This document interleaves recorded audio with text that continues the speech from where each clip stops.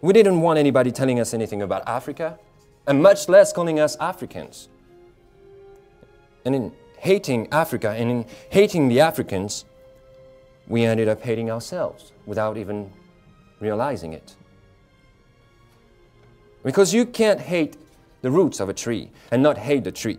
You can't hate your origin and not end up hating yourself. You can't hate Africa and not hate yourself. And you show me one of these people over here who has been thoroughly brainwashed and have a negative attitude toward Africa, and I will show you one who has a negative attitude toward himself. And we must show that each time a head is cut off and an eye put out in Vietnam, and we accept the fact. Each time a little girl is raped, and we accept the fact. Each time a Madagascaran is tortured, and we accept the fact. Civilization acquires another dead weight. So often, my feeling of race strikes the same fear as the nighttime howling of a dog at some approaching death. I always feel about to foam with rage against what surrounds me, against what prevents me ever from being a man. And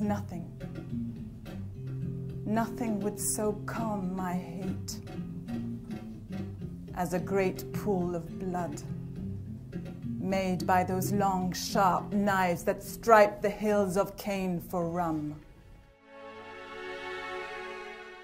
Colonel Lloyd owned so many that he did not know them when he saw them, nor did all the slaves of his out farms know him. It is reported of him that while riding along the road one day, he met a colored man and addressed him in the usual manner of speaking to colored people on the public highways of the South. "Well, boy, whom do you belong to?" "To Colonel Lloyd," replied the slave. "Well, does the colonel treat you well?" "No, sir," was the ready reply. "What? Does he work you too hard?" "Yes, sir." "Well, don't he give you enough to eat?" "Yes, he gives me enough, such as it is." During the voyage, the commander thought he noticed several slaves whispering amongst themselves. 2 men once, 2 women another time. So he assumed they were conspiring to revolt to regain their freedom. Without proof of his suspicions, do you know what the commander did?